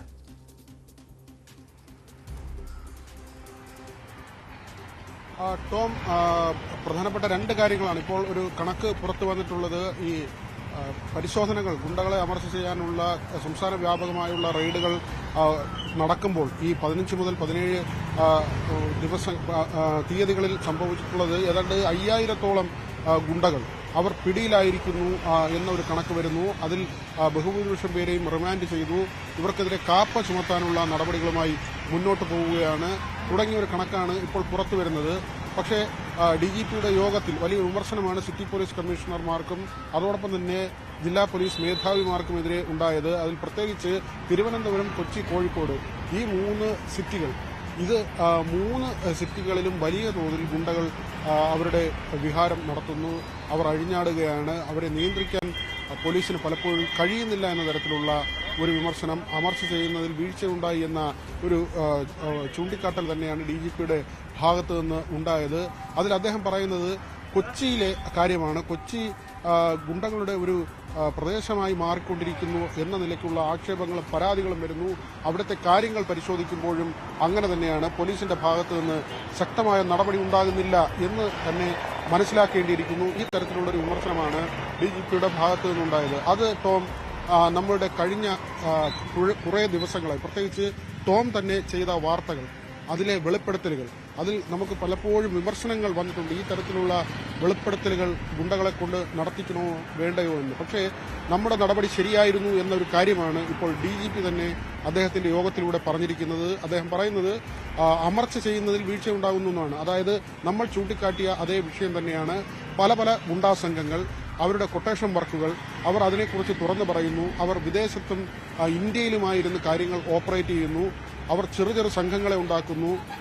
ആ സംഘങ്ങളെ ഏൽപ്പിച്ച് അവരുടെ കൊട്ടേഷൻ വർക്കുകൾ നടത്തുന്നു. ആയുധങ്ങൾ സൂക്ഷിക്കുന്നു. പല വീടുകളിലും ഈ വാർത്തകൾക്ക് ശേഷം റെയ്ഡ് നടന്നിരുന്നു. അപ്പോഴൊക്കെയും ഗുണ്ടകളുടെ വീട്ടിൽ നിന്ന് ആയുധം, പണം, ഇത്തരത്തിലുള്ള കൊട്ടേഷനുമായി ബന്ധപ്പെട്ട കാര്യങ്ങൾ ഇതെല്ലാം തന്നെ പിടികൂടിയിരുന്നു. കൊച്ചി നഗരം അരിച്ചുപറക്കിയുള്ള ഒരു പരിശോധനയിലേക്ക് പിന്നീട് പോലീസ് പോവുകയും ചെയ്തു. അതിന്റെ ഒരു പൂർണ്ണ രൂപം തന്നെയാണ് അദ്ദേഹത്തിന്റെ വാക്കുകളിൽ നിറഞ്ഞു നിന്നത്. തിരുവനന്തപുരത്ത് നമ്മൾ എടുത്തു പറയേണ്ടത് ഈ മണ്ണ് മാഫിയയുമായി ബന്ധപ്പെട്ട കാര്യങ്ങളാണ്. അത് നേരത്തെ തന്നെ ഉയർന്നു വന്നൊരു വിവാദമാണ്. നേരത്തെ സസ്പെൻഷനിലായ ഒരു DYSP അദ്ദേഹത്തിന്റെ മകളുടെ ബർത്ത്ഡേ പാർട്ടി പോലും നടത്തിയത് ഇങ്ങനെയുള്ള സംഘങ്ങളുടെ പണം, അവർ സ്പോൺസർ ചെയ്ത പണം വെച്ച് ഒരു മുന്തിയ ഹോട്ടലിൽ ബർത്ത്ഡേ പാർട്ടി പോലും നടത്തി. ചില പോലീസുകാർ വൈകുന്നേരങ്ങളിൽ ഇങ്ങനെയുള്ള സംഘങ്ങളുമായി ഒരുമിച്ചിരുന്ന് മദ്യപിക്കുന്നു. ഇതിന്റെ അടിസ്ഥാനത്തിൽ തിരുവനന്തപുരം സിറ്റി പോലീസിൽ ഉൾപ്പെടെ പിരിച്ചുവിടലുകൾ ഉണ്ടായതാണ്. പക്ഷേ അതേ കാര്യം ഇപ്പോഴും നിലനിൽക്കുന്നുണ്ട്. അതിന് പൂർണ്ണമായി ഒരു അന്ത്യം കുറിക്കാൻ കഴിഞ്ഞിട്ടില്ല. പോലീസ് എന്തുകൊണ്ടാണ് ഇങ്ങനെ നിഷ്ക്രിയമാകുന്നത് എന്ന ചോദ്യം ഉയരുമ്പോൾ അവിടെ പ്രതിക്കൂട്ടിലേക്ക് ചില ഉദ്യോഗസ്ഥർ എത്തുന്നുണ്ട്. കാരണം ഇവർ വഴിവിട്ട ബന്ധം പുലർത്തുന്നു എന്ന കാര്യമാണ്. കോഴിക്കോട് കമ്മീഷണറോട് അവിടുത്തെ കാര്യം ചോദിച്ചപ്പോൾ അദ്ദേഹത്തിന്റെ മറുപടി അത് തന്നെയാണ് വിനോദ്. ഈ പോലീസുകാരും ഈ ഗുണ്ടകളും തമ്മിലുള്ള വഴിവിട്ട ബന്ധത്തെക്കുറിച്ച് മുൻപ് തന്നെ ആക്ഷേപങ്ങൾ ഉയർന്നിട്ടുള്ളതാണ്. അതോടൊപ്പം ഈ കണക്കിൽ ഇപ്പോൾ പുറത്തു വന്ന പോലീസ് തന്നെ പുറത്തുവിട്ട കണക്കിൽ എനിക്ക് ചെറിയ സംശയമുണ്ട്. കാരണം സംസ്ഥാനത്തെമ്പാടുമായി 5000-ലധികം ഗുണ്ടകളെ കഴിഞ്ഞ 2 ദിവസത്തിനകം അറസ്റ്റ് ചെയ്തു എന്ന് പോലീസ് അവകാശപ്പെടുന്നുണ്ട്. പക്ഷെ കൊച്ചി നഗരത്തിൽ മാത്രം പരിശോധിച്ചാൽ ഇവിടെ പ്രധാനപ്പെട്ട ഗുണ്ടകൾ ഇപ്പോഴും ഇവിടെ വിലസുന്നുണ്ട്. നഗരമേഖലയിലടക്കം നഗരത്തിലും അതോടൊപ്പം ആലുവ, പെരുമ്പാവൂർ ഉൾപ്പെടെയുള്ള സ്ഥലങ്ങളിൽ കൊച്ചിയിലെ എല്ലാ പ്രധാനപ്പെട്ട കുപ്രസിദ്ധ ഗുണ്ടകളും വിലസുന്നുണ്ട്. ചിലരെ പോലീസ് സ്റ്റേഷനിലേക്ക് വിളിച്ചു വരുത്തി ചോദ്യം ചെയ്ത് അറസ്റ്റ് രേഖപ്പെടുത്തി പിന്നെ വീണ്ടും വിട്ടയച്ചു. തൃശ്ശൂരിൽ നമ്മൾ കഴിഞ്ഞ ദിവസം കണ്ടിരുന്നു. അവിടെ ഒരു പാർട്ടി നടത്തിയ, ഒരു ആഘോഷം നടത്തിയ ഗുണ്ടകളുടെ ഒരു ഒത്തുചേരലൊക്കെ നമ്മൾ റിപ്പോർട്ട് ചെയ്തിരുന്നു. ആ സംഭവത്തിലും ഏതാനും വിരലിലെണ്ണാവുന്നവരെ മാത്രം, അതായത് 60 ഗുണ്ടകൾ അവിടെ ഒത്തുചേർന്നു. പക്ഷേ വിരലിലെണ്ണാവുന്നവരെ മാത്രം പോലീസ് സ്റ്റേഷനിലേക്ക് വിളിച്ചു വരുത്തി അറസ്റ്റ് രേഖപ്പെടുത്തി വിട്ടയച്ചു. ഇതാണോ യഥാർത്ഥത്തിൽ ഈ അറസ്റ്റ് എന്ന് പറയുന്നത് ഒരു അറസ്റ്റ് നാടകമായിട്ട് തന്നെ കാണേണ്ടതല്ലേ വിനോദ്? ടോം, അവിടെയാണ് പ്രധാനപ്പെട്ട ചോദ്യം. ടോം പറഞ്ഞത് തന്നെയാണ്. അതായത് ഇതിൽ എത്ര കേസുകൾ റിമാൻഡിലേക്ക് പോകുന്നു, കാപ്പ ചുമത്തുന്നതിന് വേണ്ടിയുള്ള നടപടികൾ എത്ര കേസുകളിൽ സ്വീകരിക്കുന്നു, ഇതിന്റെ കണക്കുകൾ കൂടി കൃത്യമായി പുറത്തു വരേണ്ടതുണ്ട്. എങ്കിൽ മാത്രമേ ഈ നടപടി എത്രമാത്രം ആത്മാർത്ഥതയുള്ളത് എന്ന് നമുക്ക് മനസ്സിലാക്കാൻ കഴിയൂ. ഇതിൽ കുറ്റവാസന ചെയ്യുന്ന, അതായത് 2-3 കേസുകളിൽ ഉൾപ്പെടുന്ന ആളുകൾ, അതായത് അവർ ഭാവിയിൽ ക്രിമിനലാകാൻ സാധ്യത ഉണ്ട് എന്ന് വിലയിരുത്തപ്പെടുന്നവർ, അവർ അങ്ങനെയുള്ള ആളുകളെ റൌഡി ലിസ്റ്റിൽ ഉൾപ്പെടുത്തി നിരീക്ഷിക്കണം എന്നതാണ് നിയമവും. അങ്ങനെയാണ് സാധാരണ പോലീസ് ചെയ്യുന്നത്. പക്ഷേ അത്തരത്തിലുള്ള ഒരു നടപടി കൃത്യമായി നടക്കുന്നുണ്ടോ എന്നൊരു ചോദ്യം. പിന്നെ ഉള്ളത് തുടർച്ചയായി ക്രൈം കേസുകൾ ഉൾപ്പെടുത്തുന്ന ആളുകളാണ്. അതായത് അവർ പലപ്പോഴായി ജയിലിൽ പോവുകയും റിമാൻഡിലാവുകയും ചെയ്യുന്ന ആളുകൾ.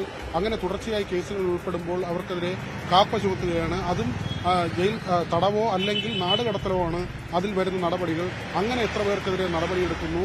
ഇവർ ചെയ്ത ക്രൈം കേസുകളിൽ അതിന്റെ തെളിവുകൾ കണ്ടെത്തുന്നതും അത് കൃത്യമായി ജില്ലാ ഭരണകൂടത്തിന് മുന്നിലാണ് ഈ കാപ്പയുമായി ബന്ധപ്പെട്ടുള്ള കാര്യങ്ങൾ സമർപ്പിക്കേണ്ടത്. അതിനുവേണ്ടിയുള്ള കൃത്യമായ പോലീസിന്റെ ഭാഗത്തു നിന്നുള്ള രേഖകൾ ശേഖരിക്കുന്നതും അത് സമർപ്പിക്കുന്നതിനും എത്ര വേഗത്തിൽ നടപടി സ്വീകരിക്കുന്നു തുടങ്ങി ഒട്ടനവധി ചോദ്യങ്ങളുണ്ട്. അവിടെയാണ് പലപ്പോഴും ഈ ഒത്തുകളി ആരോപണം വരുന്നത്. ഗുണ്ടകളുമായി ഇങ്ങനെ പോലീസിലെ ചിലർ അവർ ഒത്തുകളിക്കുന്നു, സാമ്പത്തിക ഇടപാടുകൾ വെച്ച് പുലർത്തുന്നു, ബിനാമി പേരിൽ ബിസിനസ് അല്ലെങ്കിൽ പങ്കാളിത്ത ബിസിനസ് എന്ന പേരിൽ പല കാര്യങ്ങളും ചെയ്യുന്നു. ഈ തരത്തിൽ കാലങ്ങളായി ഉയർന്നു വന്നിട്ടുള്ള ഒരു ആരോപണമാണ്. ഈ ആഗിന്റെ കാര്യം എടുക്കുമ്പോഴും നേരത്തെ ഗുണ്ടകളെ അമർച്ച ചെയ്യുന്നതിന് വേണ്ടി കൊണ്ടുവന്നൊരു പദ്ധതിയാണ്. പക്ഷേ എപ്പോഴാണ് വീണ്ടും ആഗ് ആക്റ്റീവായത് എന്ന് ചോദിച്ചാൽ കരമനയിൽ 28-കാരനെ അതിക്രൂരമായി കൊലപ്പെടുത്തിയതിന് ശേഷമാണ് വീണ്ടും ആഗ് എന്നെ പൊടി തട്ടിയെടുക്കുന്നത്. അല്ലാതെ പോലീസിന്റെ ഭാഗത്ത് നിന്ന് റുട്ടീനായി അങ്ങനെ ഗുണ്ടകളെ അമർച്ച ചെയ്യുന്നതിന് കൃത്യമായ റെയ്ഡുകളോ പണ്ട് കോമ്പിംഗ് എന്ന നിലയ്ക്ക് അത് പ്രത്യേകിച്ച് ഈ മദ്യപിച്ച് വാഹനം ഓടിക്കുക, ലഹരി ഉപയോഗിക്കുക, ആ പരിശോധനയിലേക്ക് ഗുണ്ടകൾ പിടിയിലാകുന്ന ഒരു രീതി ഉണ്ടായിരുന്നു, കോമ്പിംഗ് പോലുള്ള കാര്യങ്ങൾ. പക്ഷേ ഇപ്പോൾ എത്രമാത്രമാണ് പോലീസിന്റെ കോമ്പിംഗ് ഉള്ളത്? രാത്രികാല പരിശോധന എത്രയുണ്ട്? പോലീസിന്റെ പട്രോളിംഗ് എത്രമാത്രം നടക്കുന്നുണ്ട്? ഈ സെൻസിറ്റീവ് ഏറ്റവും കൂടുതൽ ക്രിമിനൽ സംഘങ്ങൾ തമ്പടിക്കുന്ന മേഖലകളിൽ എത്രമാത്രം പരിശോധന നടക്കുന്നുണ്ട് തുടങ്ങിയ കാര്യങ്ങളൊക്കെ തന്നെയും വലിയ വിമർശനം ഉയർന്നത്. ഇപ്പോൾ പോലീസിന്റെ നൈറ്റ് പട്രോളിംഗ് പല ഭാഗങ്ങളിലും ഇല്ല എന്ന വിമർശനമുണ്ട്. അതുകൊണ്ട് തന്നെയാണ് ഈ ലഹരി സംഘങ്ങളും ഗുണ്ടാസങ്ങളും ഒക്കെ ഇങ്ങനെ തഴച്ചു വളരുന്നത്. സാമൂഹ്യ വിരുദ്ധ പ്രവർത്തനം ഇരുട്ടിന്റെ മറവിൽ നടക്കുന്നത്. നേരത്തെ വിനോദ് സൂചിപ്പിച്ചു, ഈ ഡി ഹണ്ടിന്റെ ആഗിന്റെ ഭാഗമായി 5985 പേർ അറസ്റ്റിലായി എന്ന്. ഇപ്പോൾ ഓപ്പറേഷൻ ഡി ഹണ്ടിന്റെ ഭാഗമായിട്ട് ശക്തമായ നടപടി സ്വീകരിക്കുന്നുണ്ട്. ഈ കേസ് ഈ ഡി ഹണ്ടിന്റെ ഭാഗമായി എത്രയധികം ആളുകളെ, ഈ ലഹരി കേസിൽപ്പെട്ടവരെ പിടികൂടാൻ പോലീസിന് കഴിഞ്ഞിട്ടുണ്ട്? 736 എന്നൊരു കണക്കാണ് ഇപ്പോൾ പോലീസ് പുറത്തുവിടുന്നത്. അപ്പോഴും നമുക്ക് പറയാൻ കഴിയുന്നത് തിരുവനന്തപുരത്ത് തന്നെ കഴിഞ്ഞ ദിവസം ഈ നായ്ക്കളെ വിൽക്കുന്ന ഒരു വീടിന്റെ മറവിൽ ലഹരി കച്ചവടം എന്ന റിപ്പോർട്ട് അല്ലെങ്കിൽ അങ്ങനെ ഒരു പരാതി ലഭിക്കുകയും അങ്ങനെ പോലീസിന്റെ പരിശോധന അവിടെ നടക്കുകയും അവിടെ നിന്ന് 2 പേരെ പിടികൂടുകയും ചെയ്തു. ഈ തരത്തിൽ പലപ്പോഴും പരിശോധനകൾ അത് കൃത്യമായി നടക്കുന്നുണ്ടോ എന്നതാണ് പ്രധാനമായും ഉയരുന്നൊരു ചോദ്യം. ഈ പരാതികൾ ലഭിച്ചാൽ തന്നെയും അതിൽ കാര്യക്ഷമമായ അന്വേഷണം ഉണ്ടാകുന്നുണ്ടോ?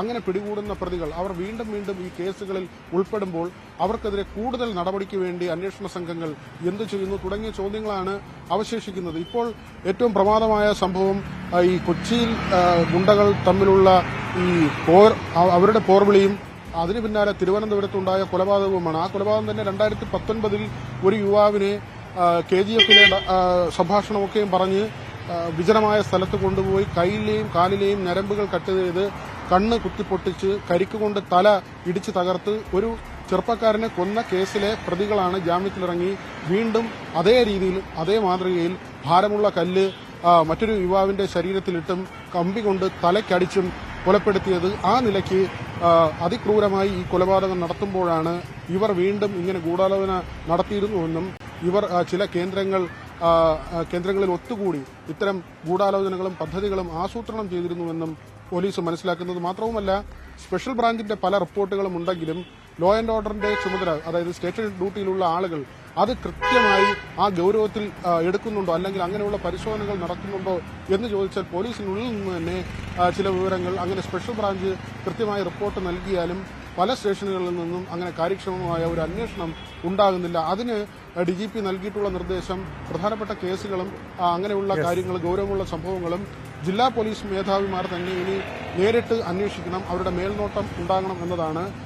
അല്ലാതെ ഈ ഒരു മാസത്തിലുള്ള അവലോകനം എന്നതിനപ്പുറത്തേക്ക് ദൈനംദിന പ്രവർത്തനങ്ങളിൽ കമ്മീഷണർമാരും ജില്ലാ പോലീസ് മേധാവിമാരും ഇടപെടണം എന്ന ഒരു നിർദ്ദേശം കൊടുത്തിട്ടുണ്ട്. ആത്യന്തികമായി പോലീസ് സേന പോലെ ഉന്നത പോലീസ് ഉദ്യോഗസ്ഥരുടെ യോഗത്തിലാണ് DGP രൂക്ഷമായ വിമർശനം ഉന്നയിച്ചിരിക്കുന്നത്. കോഴിക്കോട്, കൊച്ചി, തിരുവനന്തപുരം സിറ്റി പോലീസ് കമ്മീഷണർമാർക്കും കോഴിക്കോട് റൂറൽ SPക്കുമാണ് DGPയുടെ വിമർശനമുണ്ടായത്. അതായത് സംസ്ഥാനത്ത് ഗുണ്ടകളെ അമർച്ച ചെയ്യുന്നതിൽ പോലീസിന് ഗുരുതര വീഴ്ചയെന്നാണ് DGPയുടെ വിമർശനം. സ്പോട്ട് ലൈവിലേക്ക് തിരികെ എത്താം, ഇടവേള കഴിഞ്ഞു.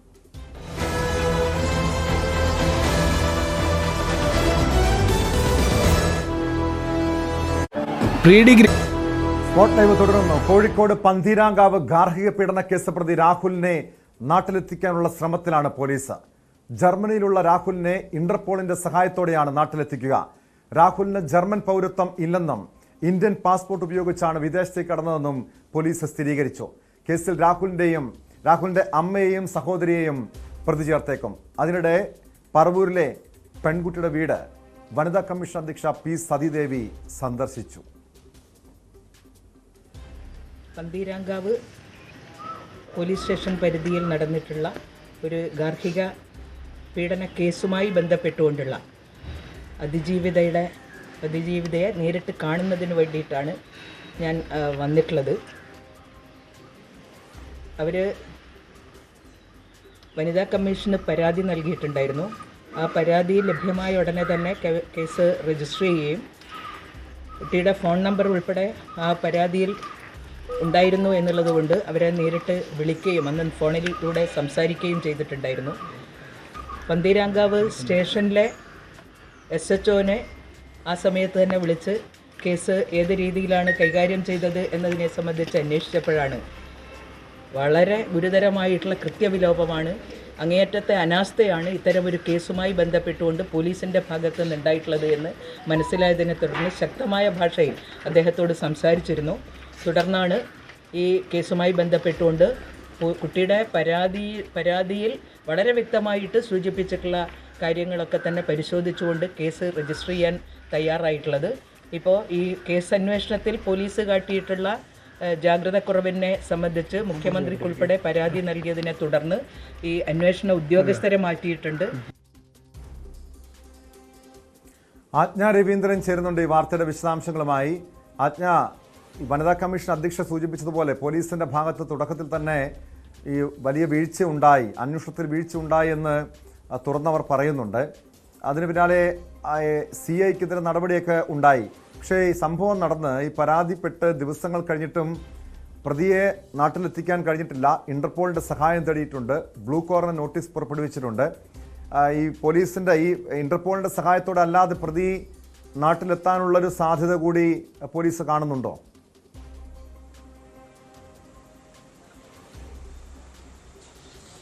ടോം ഇപ്പോൾ സൂചിപ്പിച്ചത് ACP Saju Abraham blue corner notice report കിട്ടിയാൽ ഉടൻ തന്നെ അത് യെല്ലോ കോർണർ നോട്ടീസാക്കി മാറ്റാനുള്ള സാധ്യതയുണ്ട് എന്നുകൂടി പ്രതികരിച്ചിട്ടുണ്ട്.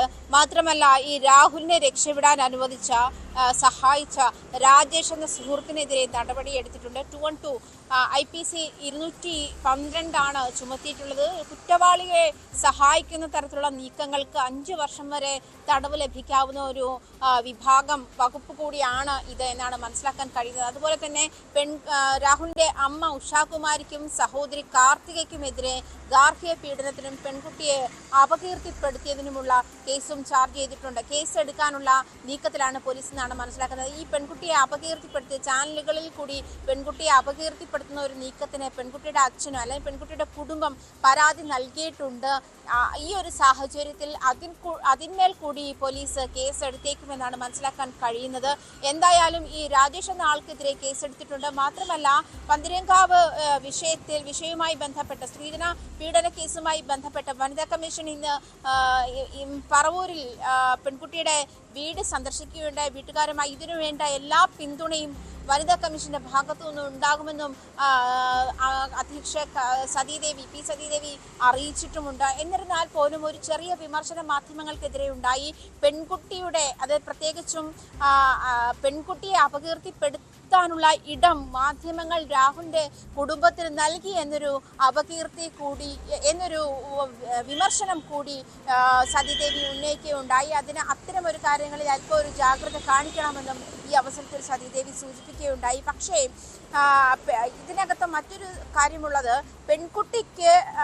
പെൺകുട്ടിക്ക് ഇത്തരത്തിലൊരു പീഡനം നടന്നു എന്ന് വ്യക്തമാക്കിയതും പെൺകുട്ടി അതുപോലെ തന്നെ രാഹുൽ മറ്റൊരു വിവാഹം രജിസ്റ്റർ ചെയ്ത ശേഷം അത് ഡിവോഴ്സ് ആകാതെയാണ് ഈ പറവൂരിലെ പെൺകുട്ടിയെ വിവാഹം കഴിച്ചതെന്നും വ്യക്തമാക്കുന്ന അഭിമുഖമായിരുന്നു ആ സമയത്ത് നമ്മൾ പുറത്തുവിട്ടത്. മാത്രമല്ല, ചാനലുകളിലൂടെയാണ് അവർ അത്തരം കാര്യത്തിൽ ഒരു ക്ലാരിറ്റി വരുത്തിയത്, അല്ലെങ്കിൽ വ്യക്തത വരുത്തിയത്. മറ്റതൊക്കെ ഊഹാഭോഗങ്ങളായിരുന്നു, അല്ലെങ്കിൽ പെൺകുട്ടിയുടെ വീട്ടുകാരുടെ ആരോപണമെന്ന് നമ്മൾ തെറ്റിദ്ധരിക്കുമായിരുന്നു. പക്ഷേ ഈ ഒരു കാര്യത്തിൽ അതിൽ കൃത്യമായി അവർ പറയുന്നുണ്ട്, പെൺകുട്ടിയെ മർദ്ദിച്ചിരുന്നു, രാഹുൽ മർദ്ദിച്ചിരുന്നു, അതും ഞങ്ങൾ അറിഞ്ഞത് രാവിലെയാണ്.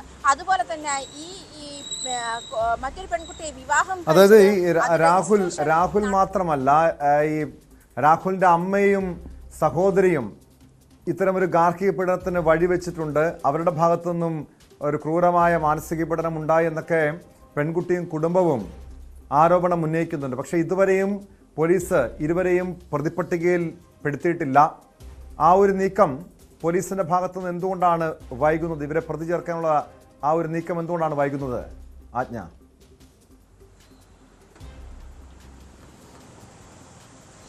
ഈ പെൺകുട്ടിയുടെ പിതാവിന്റെ ഭാഗത്തു നിന്നും ഇങ്ങനൊരു പരാതി കഴിഞ്ഞ ദിവസമാണ് പോയിട്ടുള്ളത് എന്നാണ് മനസ്സിലാക്കുന്നത്. അതിനുശേഷം അതിനേക്കുള്ളത് പെൺകുട്ടി അപകീർത്തിപ്പെടുത്തിയ കേസിലാണ് ഞാൻ പറയുന്നത്. അതിനുശേഷം അതിനുള്ളൊരു നടപടി ഉണ്ടായേക്കും എന്നാണ്. പക്ഷേ രാഹുലിന്റെ അമ്മ ഉഷാകുമാരിക്കും സഹോദരി കാർത്തികയ്ക്കുമെതിരെ ഗാർഹിക പീഡനത്തിനു കൂടി നടപടി എടുക്കണമെന്നും പെൺകുട്ടിയുടെ വീട്ടുകാർ ആവശ്യപ്പെട്ടിട്ടുണ്ട്. അക്കാര്യത്തിലും കേസ് എടുത്തേക്കുമെന്നല്ലാതെ നിലവിൽ ഇതുവരെ കേസ് എടുത്തതായി കാണുന്നില്ല. ആ ഒരു സാഹചര്യത്തിലേക്ക് ഈ കേസിൽ തുടക്കം മുതലേ പോലീസ് മെല്ലപ്പൊക്കു നയമാണ് സ്വീകരിച്ചിരുന്നത്. അതായത് രാഹുൽ എന്ന് പറയുന്ന ഈ പ്രതിയെ രക്ഷപ്പെടാനുള്ള സാഹചര്യം വരെ ഒരുക്കി കൊടുക്കുന്ന ഒരു സിറ്റുവേഷനിലേക്ക് ഈ ഒരു പോലീസിന്റെ മെല്ലപ്പൊക്കു നയം ഉണ്ടാവുകയുണ്ടായി എന്നുള്ളത് ആദ്യഘട്ടത്തിൽ പ്രഥമ ദൃഷ്ട്യാ വ്യക്തമാണ്. അത് മാത്രമല്ല, SHOയെ സസ്പെൻഡ് ചെയ്യുന്നു. തുടർന്ന് മുഖ്യമന്ത്രിയും വനിതാ കമ്മീഷനും ഈ കേസിൽ ഇടപെട്ട ശേഷമാണ് രാഹുലിനെതിരെ നടപടിയെടുക്കുന്നത്, വധശ്രമത്തിനുള്ള കേസെടുക്കുന്നത്. അതിനുശേഷമാണ് രാഹുൽ ഇവിടെ നിന്ന് മുങ്ങുന്നത്. ആ മുങ്ങാനുള്ള സാഹചര്യം ഉണ്ടാക്കി കൊടുത്തത് പോലീസിന്റെ ഈ മെല്ലപ്പൊക്കുന്നയം തന്നെയാണ്. തുടർന്ന് പോലീസ് ലുക്കൌട്ട് നോട്ടീസ് നൽകിയത്. പന്തീരാങ്കാവ് ഗാർഹിക പീഡന കേസിൽ പ്രതിയെ ഉടൻ തന്നെ നാട്ടിലെത്തിക്കാനുള്ള ശ്രമത്തിലാണ് പോലീസ് നീങ്ങുന്നത്. അതോടൊപ്പം തന്നെ രാഹുലിന്റെ അമ്മയെയും സഹോദരിയും പ്രതി ചേർക്കാനുള്ള നീക്കവും നടക്കുന്നുണ്ട്. സ്പോട്ട് ലൈവിന് പോകുന്നത് കോട്ടയത്തേക്കാണ്. കോട്ടയം കോരുത്തോട് വാഹനമിടിച്ച് വയോധിക മരിച്ച സംഭവത്തിൽ നിർത്താതെ പോയ കാർ 5 മാസത്തിന് ശേഷം കണ്ടെത്തി. ഹൈദരാബാദിൽ നിന്നും മുണ്ടക്കയം പോലീസാണ് എർട്ടിഗ കാർ കണ്ടെത്തിയത്. വാഹനമോടിച്ച ദിനേശ് റെഡ്ഡിയെ പോലീസ് കസ്റ്റഡിയിലെടുത്തു. കഴിഞ്ഞ ഡിസംബർ 15-ന് കോരുത്തോടുണ്ടായ അപകടത്തിലാണ് 88 വയസ്സുള്ള തങ്കമ്മ മരിച്ചത്. ഈ വാർത്തയുടെ വിശദാംശങ്ങളുമായി ശ്രീജിത്ത് ചേരുന്നുണ്ട് കോട്ടയത്ത് നിന്ന്. ശ്രീജിത്ത്, സാധാരണ നമുക്കറിയാം, ഒരു അപകടമൊക്കെ സംഭവിച്ച് ഒരു മണിക്കൂറുകൾക്കകം അല്ലെങ്കിൽ ദിവസങ്ങൾക്കകം മാത്രമേ ഇത് പിടികൂടാൻ കഴിയണം. അതല്ലെങ്കിൽ തെളിവുകൾ നഷ്ടപ്പെടാനുള്ള സാധ്യതയുണ്ട്. ഈ വാഹനമാണെങ്കിൽ ഹൈദരാബാദിലേക്ക് കടക്കുന്നു. എങ്ങനെയാണ് ഈ വാഹനം തന്നെയാണ്, ഈ കാറ് തന്നെയാണ് ഇടിച്ചതെന്ന് കണ്ടെത്താൻ കഴിഞ്ഞത്? ഈ പ്രതിയിലേക്ക് എത്താൻ കഴിഞ്ഞത് എങ്ങനെയാണ്?